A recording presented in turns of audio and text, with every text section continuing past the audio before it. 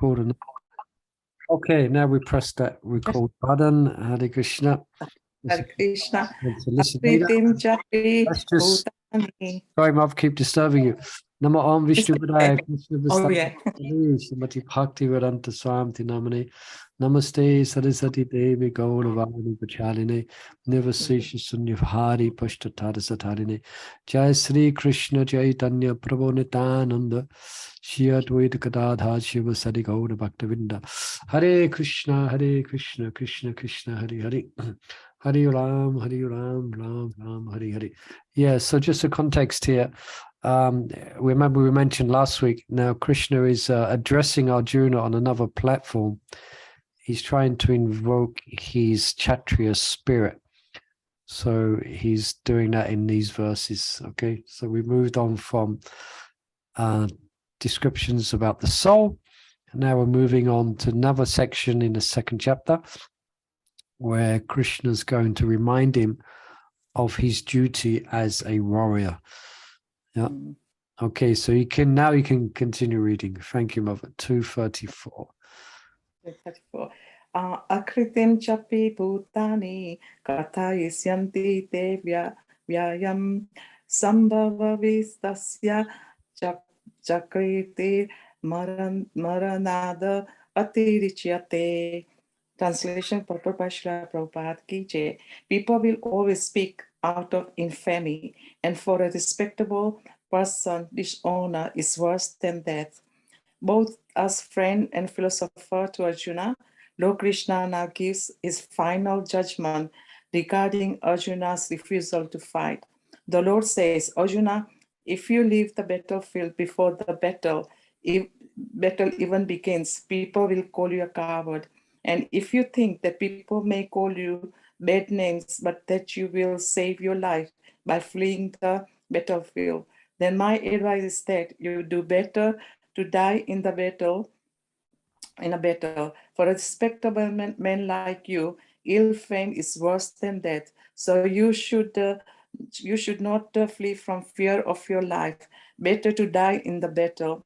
That will save you from the ill fame of missing my friendship and from losing your prestige in society. So the final judgment of the Lord was for Arjuna to die in the battle and not withdraw. Sorry.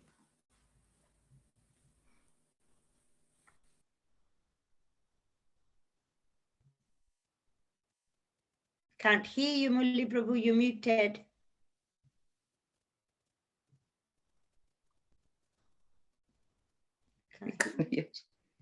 Can't hear you.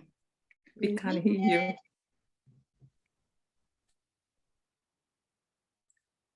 Okay, now you can hear me. Hare Krishna. Yeah. Hare Krishna. Yeah, I just muted myself to blow my nose. Okay. Hare Krishna. Yeah, so any comments on this or anything that stands out here? Like it how Krishna is mentioning here, that if he leaves the battlefield, then he will misuse his friendship. Yeah, you're misusing my friendship. So Krishna is saying, rather than misuse my friendship, better you die. Yeah. Yeah, this will save you from the ill fame of misusing my friendship and losing your prestige in society. Yeah. So, Prabhu, can I ask you a question on this one, Prabhu? yes, Nimai Mata, yes. Prabhu, Lord is speaking about fame. Okay, so I was just thinking, Lord just making that fame, the word for Arjuna to get encouraged. So just to do his duty. Yeah. Yeah, it is not about normally we were told not to look for the fame in the society or that. So I think is it the right understanding, Prabhu? Yeah, that's what I mentioned in the beginning, that Krishna's speaking to Arjuna, not on the transcendental platform of devotional service, but he's addressing Arjuna's Kshatriya spirit, which he has and which is there. Ultimately, as a devotee of the Lord, he is not, you could say he is not concerned about honor and dishonor, but Krishna is addressing Arjuna's brave Kshatriya spirit.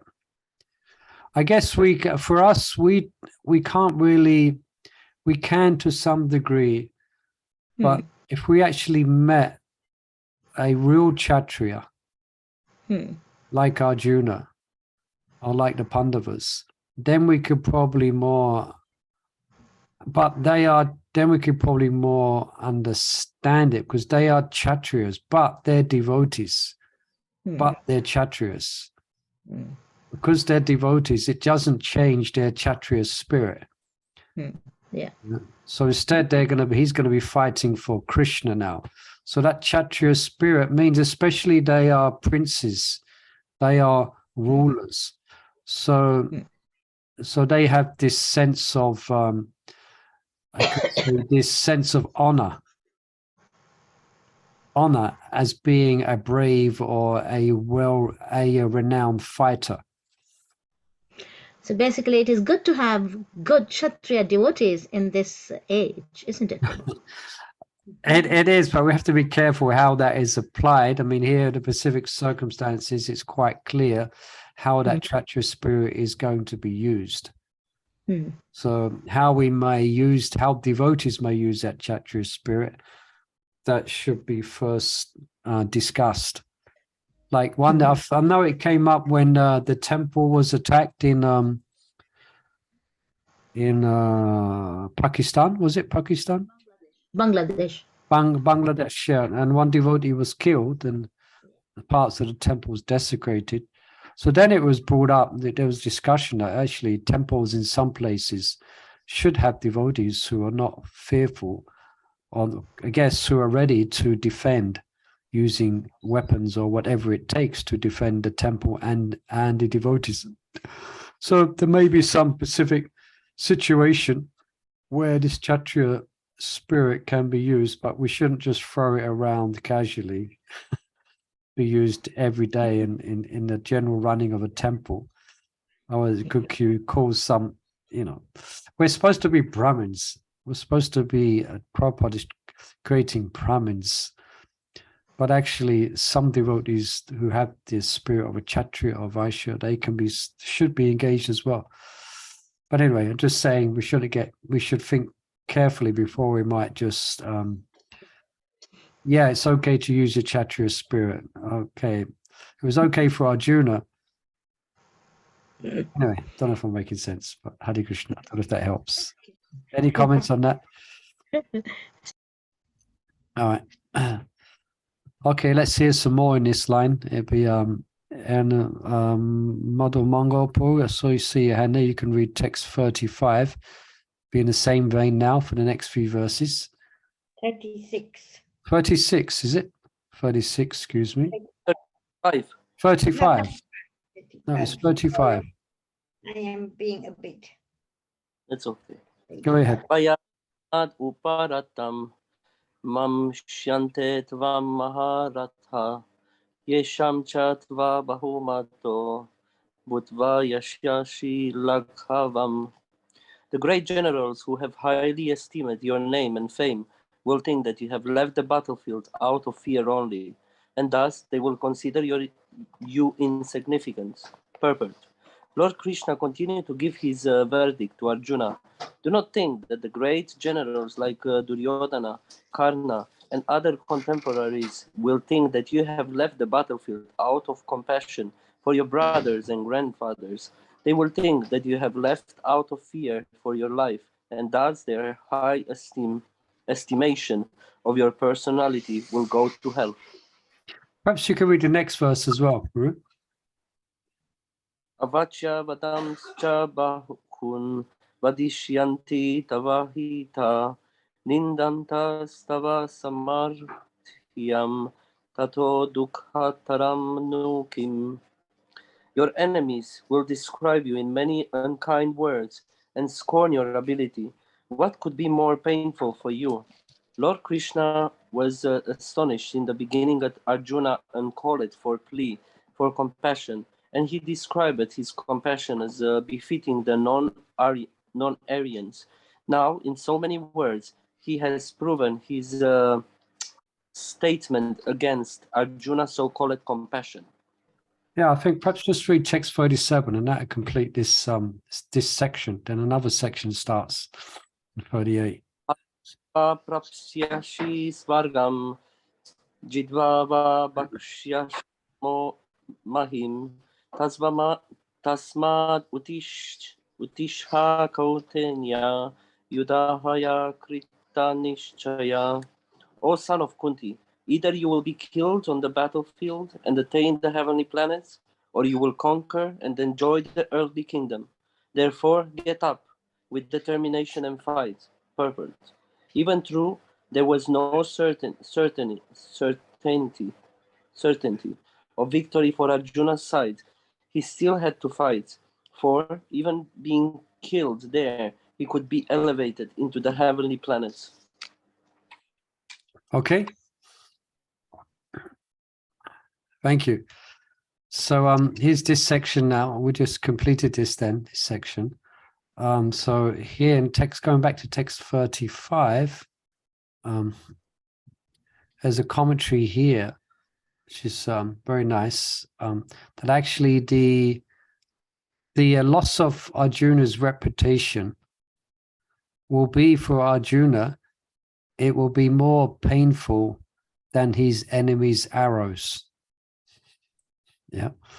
So he would, for someone like Arjuna, that would be very difficult for him to bear. So Krishna's given him quite a stark warning. Better you die. Better you die than do that. If you actually do that, you will suffer more than what you would suffer from your enemy's arrows. Yeah. So Krishna's speaking quite strongly, you know. So in other words, then in 36, as we know, Arjuna's compassion, okay, he's being compassionate, but it will be seen as just being a coward. Yeah. Yeah. So Krishna he's not speaking so highly for Arjuna's so-called compassion. Yeah. It's based on illusion. Yeah. It's based on illusion, and it will simply lead to infamy. Yeah. Yeah. I mean, it didn't happen, but just say hypothetically, if it did happen, if Arjuna did leave the battlefield, well, it didn't happen, but say it did. His name would be quite obscure. It'd be seen in a joking light as someone who is a coward, even now, thousands of years later. And because he didn't do that, but if he did do that, then also it's described that Arjuna was very well known amongst, I don't know about at least the feudal countries there at the time, that one time I heard it described that the children, the boys, when they would play, some of them would say, "I am Arjuna, I have come to defeat you." So, you know, like you get famous footballers or famous film stars, Arjuna's name was very much recognized, and everyone glorified him for his chivalrous spirit. So again, for Arjuna to turn around from the fight would be too much for him to bear.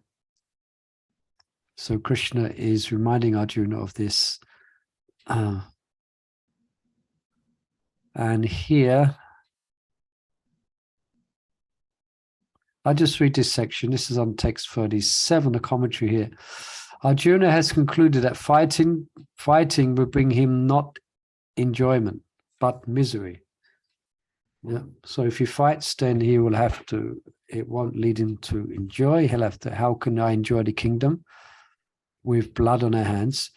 Krishna herein defeats his point. Winning battle, Arjuna thought, will cause the death of those with whom I have enjoyed the kingdom. Losing will mean my own death. Krishna's words reverse Arjuna's plan for attaining happiness. he says, if you are killed on the battlefield, you will attain the heavenly planets. If you are victorious, you will enjoy the earthly kingdom, because there is no loss in either event. Krishna says, get up and fight with determination. Krishna's arguments meant to inspire Arjuna to fight are a particular set of instructions to address material enjoyment based upon identifying oneself with one's body, and the motivating force behind Arjuna's performance of duty. Krishna ends this section in the next verse and then takes the discussion in text 39 to a higher level of working in knowledge. All right. All right. Well, it says the next section begins in 39, but also it begins to some degree in text 38. Any questions or comments on these verses then? Yes, number 7 and number 37. Hatova Yeah. praptasi swargam. So if you are killed, you'll get upper planetary system. If you win, you'll get the planet. But that's just within the cycle of birth and death. It's not coming out. So this is really a karma yoga.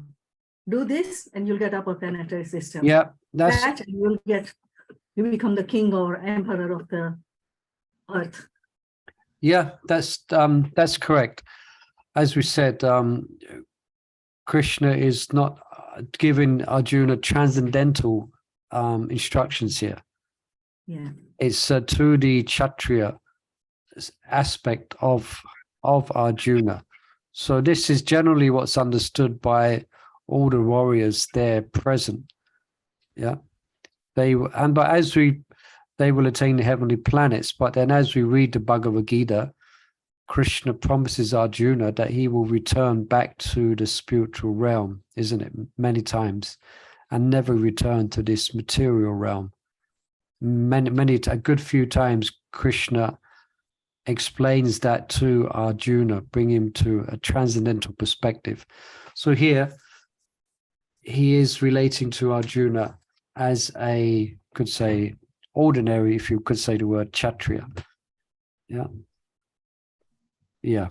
I was thinking he's just answering the questions for Arjuna's reasons for not to fight. Yeah, because he thinks he won't as you mentioned in the commentary there.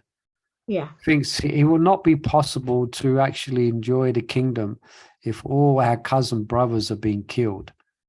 So that's one of his reasons for not fighting. So you could say it's that he won't be able to really have peace of mind and sit back and enjoy a kingdom, because he'll have this weight on his mind of killing all his cousin brothers. Yeah. I should say Uttishta, it's like get up, because he never wanted to do anything. And this is a place he's saying again to get up. Yeah, Uttishta. It's one of the mantras when we wake up the deities in the morning as well. Uttishta, Shri Gauranga Jahi Mahabu. Uttishta. Arise, arise. And he says this a few times. Yeah. Especially in the second chapter. Arise. So I think at this point, Arjuna he has surrendered and he's gone on his knees, isn't it? Yeah. He's actually dropped his bow at this point. And he's on his knees, as far as I can understand. Yeah. He's now looking up towards Krishna. So Krishna, interesting. So Uttishta, get up. Fine. Yeah. All right. All right. Let's go then on to text 38. So Mother Chandravali, you have your hand raised. Oh, I can't. Sorry, my phone. Sorry. Okay, I can just jump in there now. Sukhe tukhe same kritva labha labho jaya jayo tato yuddhaya yudyashva naivam bapama vapshasi.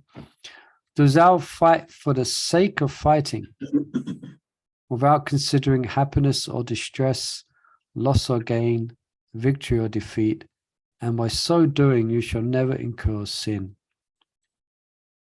Lord Krishna now directly says that Arjuna should fight for the sake of fighting because he desires the battle.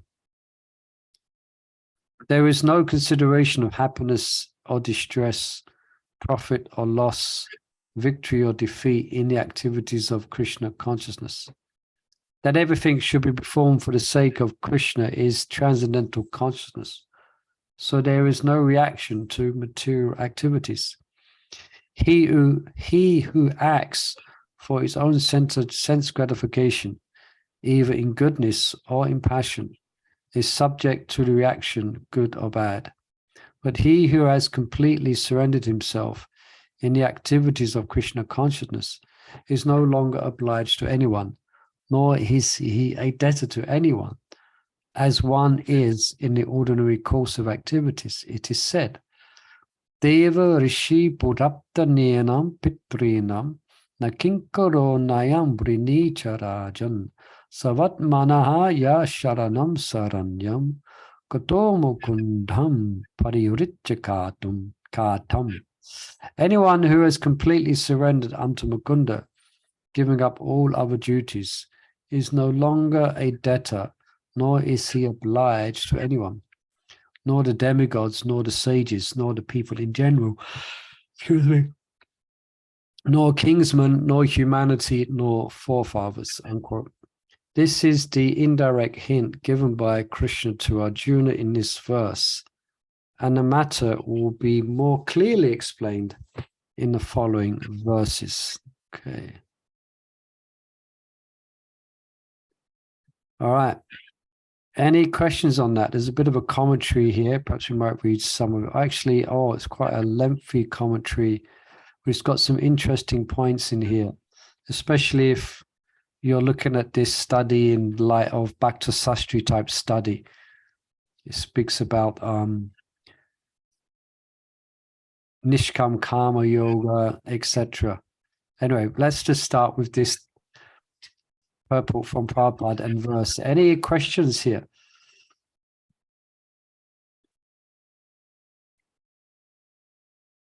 So this, I must admit that on book distribution, after all these years, I still find it hard to just do it without considering the result. Like if I'm on the street for 3 hours and no one takes a book, then I'm a bit deflated. It's difficult. And if like that, I guess I've learned, I guess I'm trying to, I'm happy to be there and trying to stop people. So I do take shelter of the service itself. The service in itself brings a lot of joy, just like trying to do it. But it does make a difference. But also, go on, Mother. I was thinking also, it might be your compassion that you want people to take the books because you know how much benefit they will get. Yeah. Being attached to that is good. Yeah. So therefore, these type of verses are always good. They're good for any service, actually. We should have this same, we try and develop this same mentality towards whatever service we do for Krishna. Just we're actually happy to do the service itself is the result. Yeah, that's like perfection, is to be rendering service to Krishna, be it making garlands, cooking an offering, or whatever it may be. That is perfection. Nothing else needs to be considered. But still, we try and work for Krishna very nicely. Yeah, like today I was happy I was on the street and I was watching Dhirodatta Prabhu. He's really he's such a wonderful book distributor. And there was this big family of Indians, must have been about 8 of them, and they kind of stopped by the table, not looking at the table, but just happened to stop. And I saw the group and I was going to go approach them, but I thought, no, let Dhirodatta deal with them. So he approached the group, and he basically gave a little introduction. He asked them where they came from. then he got out his cartels and he started a kirtan with them, you know. So he's chanting and they're chanting back, they're all smiling, and then he starts a kirtan about 3 or 4 minutes. Then he puts the puts the cartels away, and he asking where they come from. One comes from Bengal, this, that, and everything. And then he said, before you go, please everyone take a book. And he brought them all to take about 8 of them. And then they all picked up a book, all 8 of them. And then he said, yeah, he's really casual, nicely. He said, then you can just give some donation as well. Whatever you can give, it doesn't matter. So he distributed about 8 books, and in total, they gave £80 donation between the group of them. But I'm just saying, I'm bringing that up because there's someone who's learned to be very expert on book distribution. So that should be there as well. Like, we may do our service, like making garlands, but we want to do it very nicely for Krishna. Yeah, we want to do it. We're baking a cake for Krishna. I see Raj Kishore, she might be coming to cook the daily sweet. She wants to make it very nice for Krishna. So that should be there.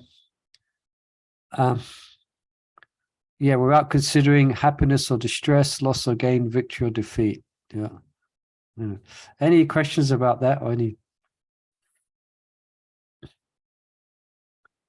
Yeah, and then this verse comes up here. Deva Rishi Putaptaninam Pitwinam. So I mean, someone that acts in that way, then they're not obliged. They're not obliged to anyone in the material world because they're satisfying the source of everything and everyone. If you're satisfying Krishna, then everything is, then you're not obliged. Although to set the example, you might act accordingly. Anyway, but that's mean also what we are satisfying in ourselves. Yeah, that should be that's the result of Krishna consciousness, is that you feel peaceful, you feel satisfied, you feel free, you feel freedom from distress. Yeah. So because otherwise we are indebted to all these ones. As soon as one is born, one's in debt to the demigods, to the sages who give the sastra, to the demigods who provide facilities, to the people in general, etc. But just by satisfying Krishna, then you are complete. Right, now perhaps I'll pick out some aspects of this commentary. I won't read it all because I might lose your attention. It's quite a bit to read. So let me just pick out some highlights here. Prabhu, is this Sankhya Yoga now? No, this is going to be going on to Karma Yoga now, I think. No, Sankhya, this is not exactly Sankhya. Anyone who is completely surrendered unto Krishna, giving up all the other duties, is no longer a debtor. Yeah, No? Sankhya is spoken of when we're analyzing the elements of the world and the soul and the body. Sankhya was more in the verses to deal with Atma Tattva. That's actually Sankhya. Yeah, but not this one, Prabhu. I was thinking. No, this is as far as I can understand, it's not exactly Sankhya. It's more. It's got a bhakti is not so evident here. It's more yoga of being equipoised. Okay. Yeah? Because he doesn't mention me. As soon as Krishna says you should fight for me because I wish it, then that's bhakti. Yeah. That's clearly bhakti. So but here it's more gyan. So anyway, I just read it. In text 11 to 30, to remove Arjuna's arguments against fighting, Krishna presented gyan, the difference between the body and the soul. Now, just for... After presenting those arguments, Krishna encourages Arjuna to fight based on fruitive considerations, as Mother Raj Kishore correctly pointed out. Karma. Yeah, to gain pleasure and avoid suffering. But now Krishna is instructing Arjuna on the combined form of Gyan and karma. So activity, so Gyan means knowledge, and activity, and the karma, activity. So to fight with detachment. So that's, to fight is to calm, the detachment is to Gyan. Yeah. So technically, this is called Nishkam Karma Yoga. Yeah. To fight without being attached to the result. Nishkam Karma Yoga. Also known as Buddhi Yoga, which is a chapter which is detached work. All right. So this is Nishkam Karma Yoga. So Nishkam, so Kam means desire to have or Kam, but Nishkam means not to. So one is making garlands, cooking a Raj Bhoga, and not expecting to get paid. They're just doing it. You're just doing it. Of course, that's bhakti we're doing. But one's just nishkam, you're not attached to the result. But I did mention we should be attached to doing it nicely for Krishna. But sometimes, despite how much you may try to do something for Krishna, then the result may not come. Just like we go on books and the result may not be there. But we try to be detached. All right, is that clear?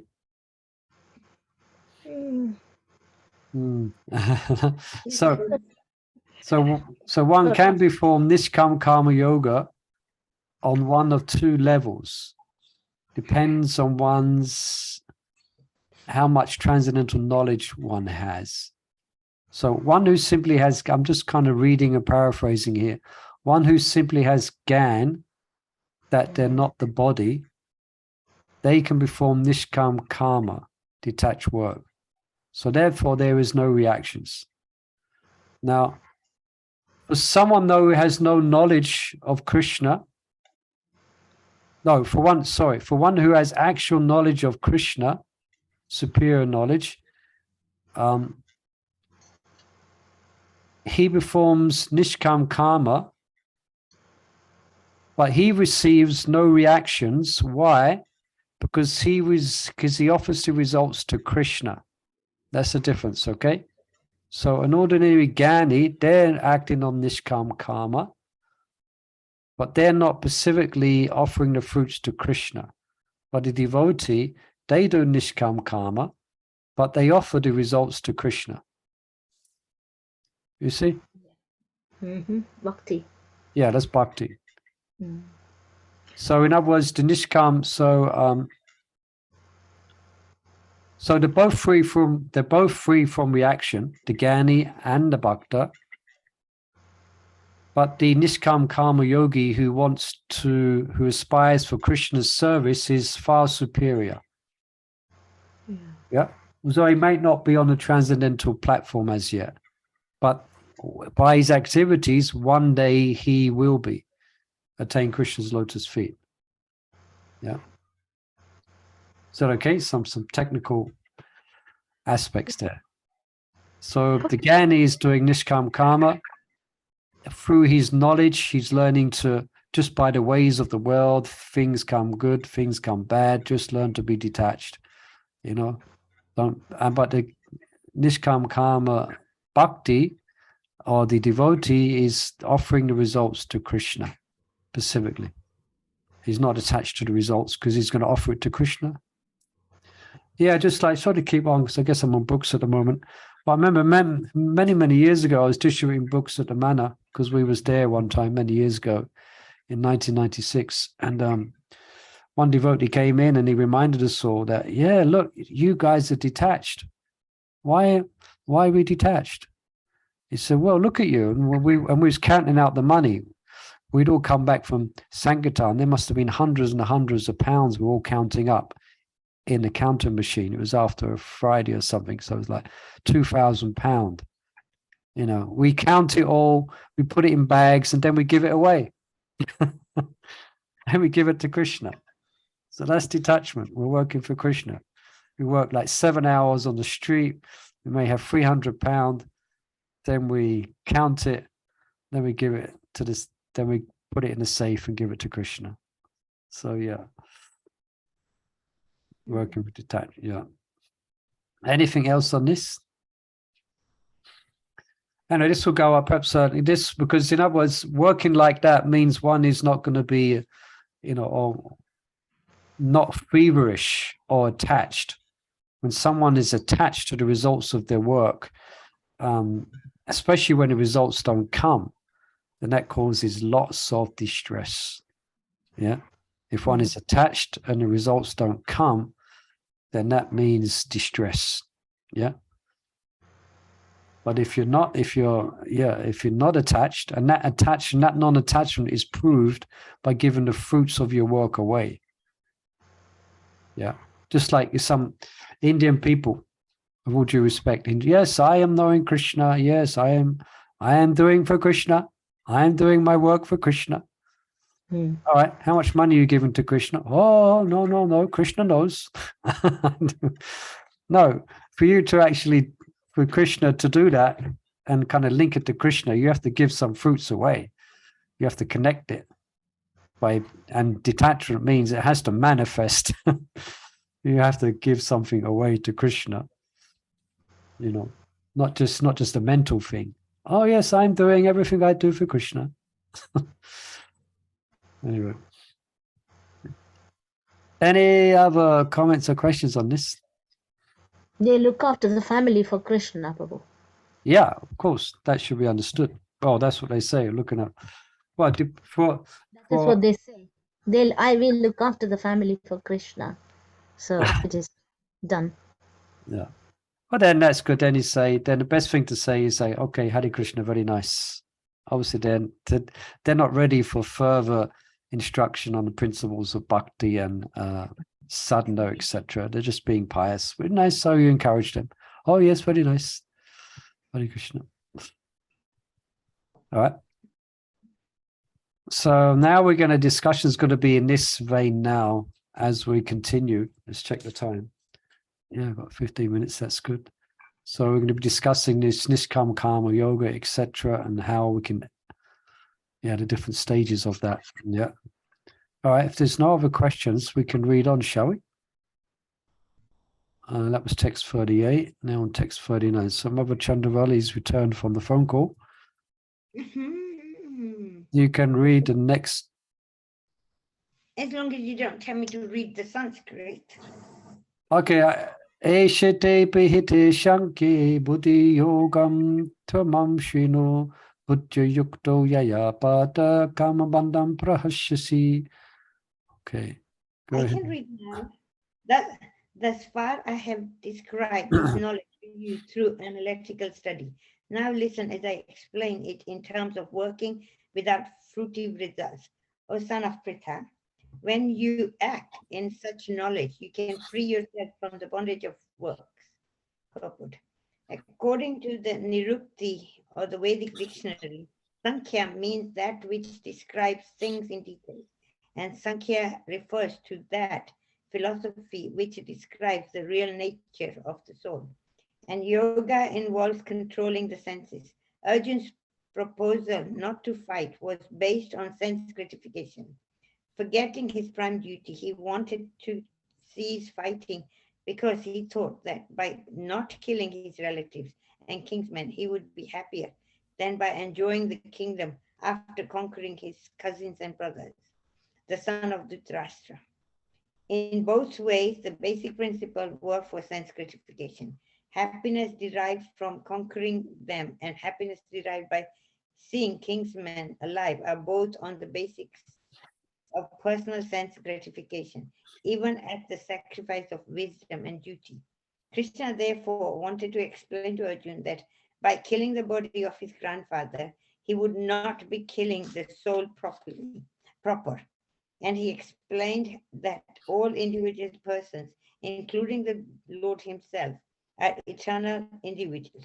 They are individuals in the past, they are individuals in the present, and they will continue to remain individuals in the future, because all of us are individual souls.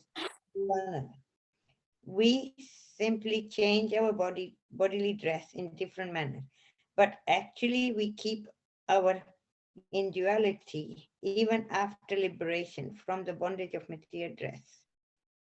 An analytical study of the soul and the body have been very graphically explained by Lord Krishna. And this descriptive knowledge of the soul and the body from different angles of vision have been described here as Sankhya in terms of Nirukti dictionary. This Sankhya has nothing to do with Sankhya philosophy of the atheist Kapila. Long before the impostor Kapila Sankhya, the Sankhya philosophy was expounded in the Srimad Bhagavatam by the true Lord Kapila, the incarnation of Krishna, who explained it to his mother Devahuti. It is clearly explained by him that the Purusha, or the Supreme Lord, is active and that he creates by looking over the Prakriti. This is accepted in the Veda and in the Gita. The description in the Veda indicates that Lord glanced over the Prakriti or nature and impregnated it with atomic individual souls. All these individuals were working in the material world for sense gratification, and under the spell of material energy, they are thinking of being enjoyers. This mentality is dragged to the last point of liberation when the living entity wants to become one with the Lord. This is the last snare of Maya, or sense gratificatory illusion. And it is only after many, many births of such sense gratificatory activities that a great soul surrenders unto Vasudev, Lord Krishna, thereby fulfilling the search after the ultimate truth. Okay, perhaps just pause there, because it's quite a long purport, as you can see, quite a long purport. Basically, Prabhupada's just summarizing so far in his first paragraph what has been already explained.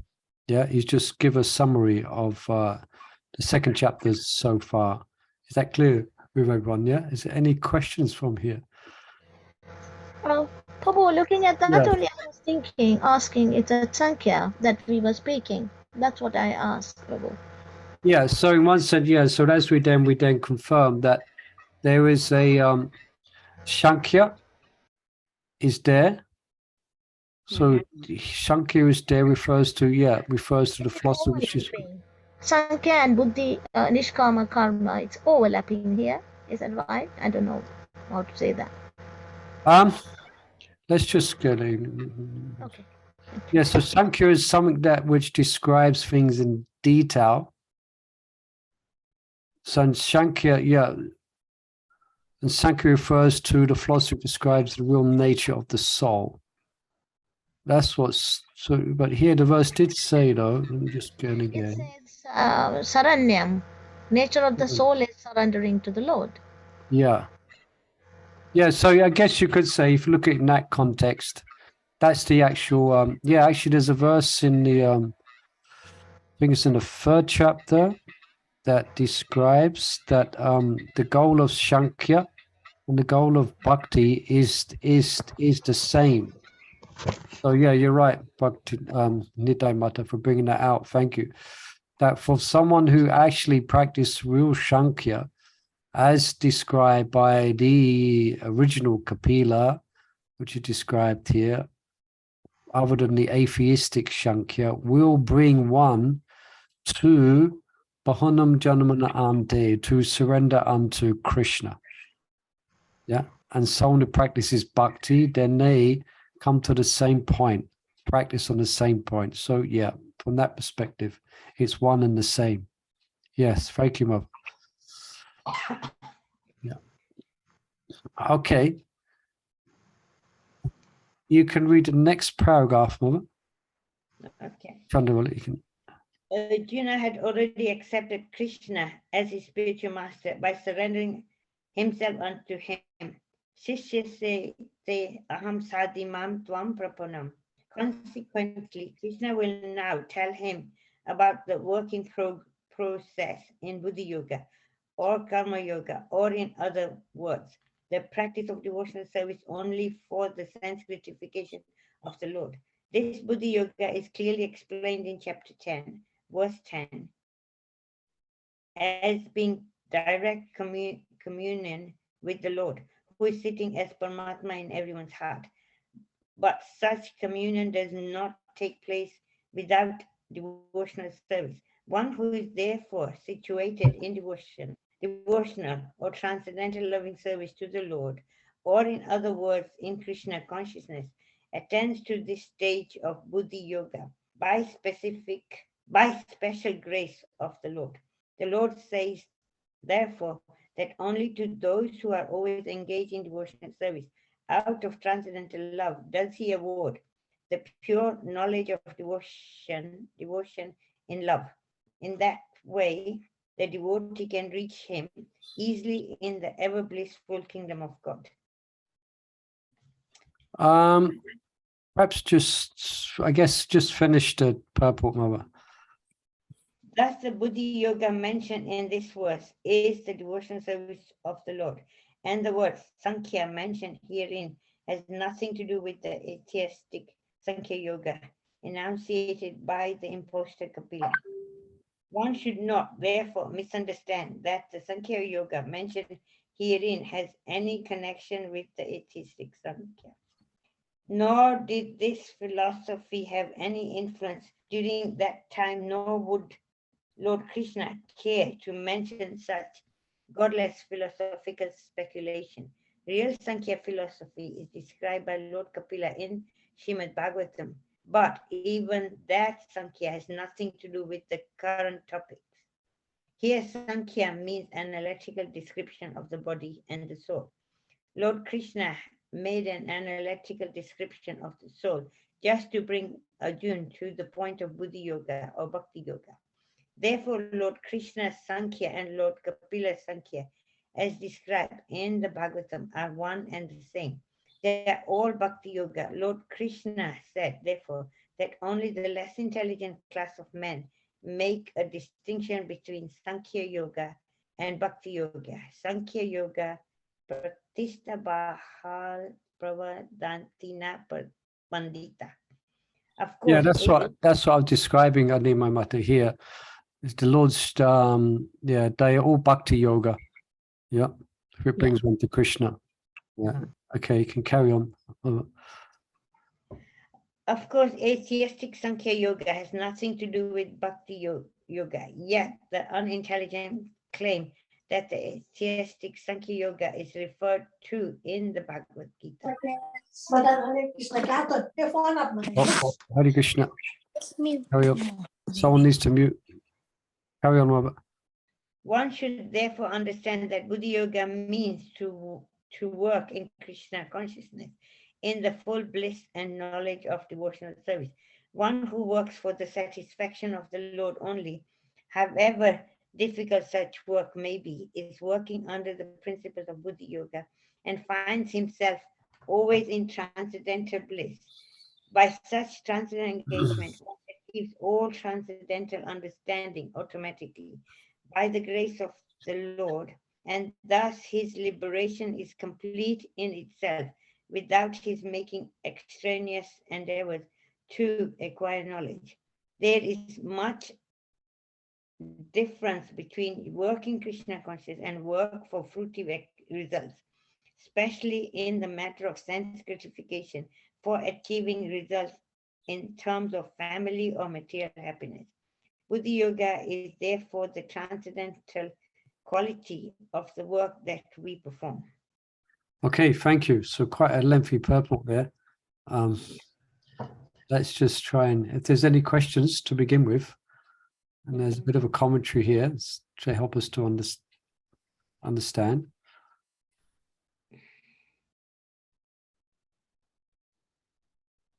All right, so in text 11 to 30, which was up to 11 to 30. So let's just look at 30. Yeah. Come back. Describes Gyan. So the difference between spirit and matter, and the soul and the body.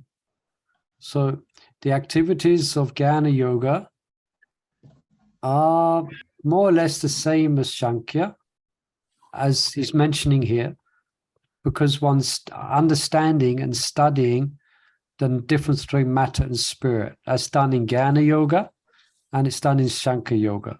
So it's the same.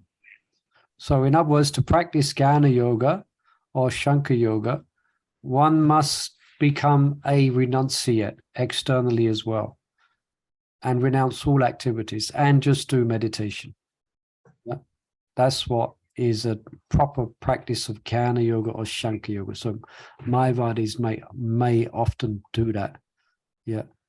But Krishna is instructing Arjuna in a different path. Yeah. He's telling him to work, not to give up work. You understand? But to work in a renounced spirit. Yeah, you follow? But a classic follower of Jnana Yoga and Sankhya Yoga, they will renounce all family, all everything, and engage in meditation. So Arjuna, although Krishna has instructed Arjuna in Jnana Yoga and Sankhya Yoga, he's not telling Arjuna to not fight. He's telling him to fight. But the spirit, but he should do it in a renounced spirit. Yeah, that renunciation will actually be given to him, which is bhakti. So then it mentions, so this text 39, it mentions, just paraphrasing the commentary, that Sankhya means renouncing activities. Now, if that's done, that will elevate one to knowledge. But Krishna is not asking Arjuna to renounce his activities. He's not. This is why this discussion is very interesting. So instead, he explains to Arjuna the benefits of action, of fighting, rather than renouncing the activities of a Kshatriya. So by that action, it should be done with knowledge and with understanding that one is not the body. Yeah. So that's what Krishna is explaining to Arjuna now. That's why Arjuna is asking a few questions, because Arjuna, more than one time, he gets bewildered by Krishna's instructions. Because Krishna is saying be renounced, but when he hears the word renounced, Arjuna thinks of sadhus, and then Krishna is saying fight. So wait, what are we to do? We don't renounce or fight. Tell me one thing or the other. Your equivocal instructions are disturbing my mind. But then Krishna has to explain more what he actually means. That's why it's such a wonderful conversation, Yeah. Any questions on that? These commentaries are good, isn't it? It helps us to really kind of follow the details and understand what's being described. Is that Sankhya Yoga when you practice? You're really into Sankhya Yoga today. Yeah. No, Prabhu. Then you practice, it becomes Bhakti Yoga. Is that right, Prabhu? Yeah, that should be the if you follow like Sankhya Yoga, if you want to read about Sankhya, it's in the 3rd canto of Srimad Bhagavatam. Lord Kapila's instructions. That's all Sankhya. But the ultimate, once you've analyzed this material world, the ultimate conclusion is bhakti. Give your soul to Krishna. That's the perfection of Sankhya. Okay. All right. So what I kind of understand is like, why worry about all the Sankhya Yoga and Karma Yoga and all that? Ultimately, in every chapter, Krishna at the end says Bhakti Yoga is the topmost. So yeah, why you head into too much of? Well, Krishna is not just speaking to the knowledgeable bhaktas. He's speaking to the Gyanis and the yogis. He's speaking to everyone to bring them to bhakti. No, I'm thinking for myself, not to get too much into what's of things when I know that Bhakti Yoga is the only thing that you really need to select. I mean, that's ultimately 1866. Shavadam and Priyachetya. But as sadhakas, you know, we've embarked upon the path of devotion, and ultimately, when we advance, devotion will be the fuel. But before we may obtain high levels of devotional attainment, we are still identified with this body, and we still think we can be happy by enjoying the senses. So therefore, that's why knowledge of Shankar is there and plays a role in devotional service to keep the practitioner steady. So for instance, someone joins Krishna consciousness, like a young man joins Krishna consciousness, and they're lusty like anything. They're trying to practice their devotional service, but every time an attractive lady walks in the temple, they can't control their mind or whatever. I'm just giving it like. But then they read about when they hear about the miseries, Shankya, the miseries that come from irreligious sensual activities, you know, adverse fruitive activities, and when they hear about Krishna explains about the entanglement that comes from attachment to the opposite sex, then that is what they might need to stay on the path of bhakti. You understand?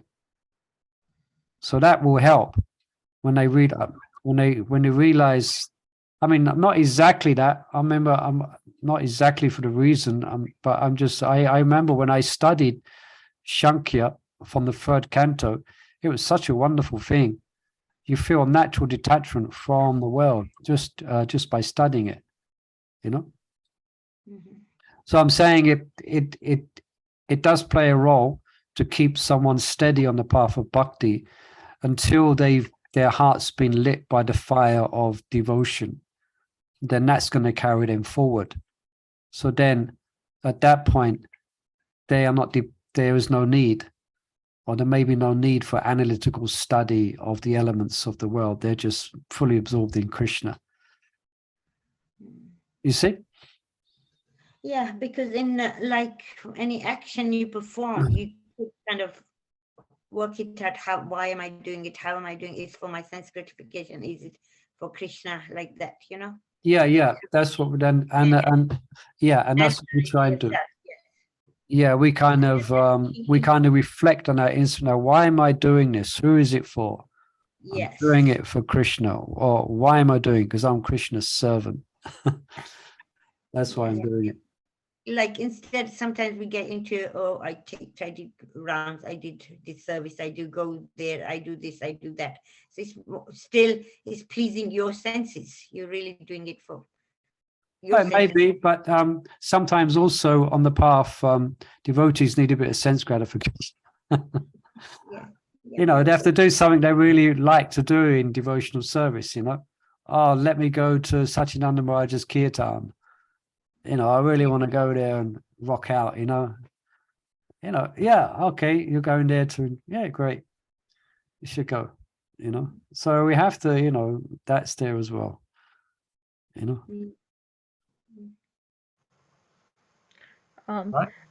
Any final points, Nitama? Not another question about Shankya. No, Prabhu. I just remember Chaitanya Charan Prabhu says, be attached to the goal, but don't be attached to the results. Be always attached to the goal and the process, but not to the results. Yeah, so the goal is loving devotion to Krishna, yeah? Yeah. Be attached to the goal. Yeah. Back home. Yeah, back home, back to Godhead.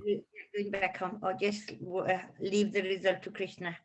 You carry on doing what needs to be done, and let service to the Lord, surrendered to His lotus feet. So that's the attachment. Yeah. But the results, it's don't be attached. He says, thank you. This is a message, especially in this part of the 2nd chapter, and this is the summary of the whole Bhagavad Gita. So this will be elaborated on in chapter Karma Yoga and Action in Krishna Consciousness. It will be elaborated. This section will be elaborated more. All right. So let's get together tomorrow. Tomorrow we just have to wait one more day, and we can continue with the discussion on text 40 of the 2nd chapter. Okay. So thank you. I hope we learned something today. I hope it was of interest to you, and I thank you for joining us. and look forward to being with you tomorrow. I guess. Hare Krishna, everyone. Hare Krishna, everyone. Hare Bol. Hare Krishna. Thank you for joining us. Today I went book distributing and showed 25 Bhagavad Gita and 25 25 Srimad Bhagavad Bhagavatam Gitas. with Halini Mataji, and I gave the money to her. Jai, attached. Nishkan I saw your photo. I saw your photo. Can you see? Yeah, I saw the photo on the Sankirtan thing, but you can share it with devotees here. Okay. Hare Krishna. Hare Krishna. Okay, I'm going to press that dreaded red button, which means we're all going to disappear. And we'll not do Bole it. Prabhu ki jai. Shri Krishna Chaitanya Bhagavananda Shri Advaita Gadadhar Shiva Gaura Bhakta Vrinda Ki Jai. Hare Krishna. Jai. Greeting for all.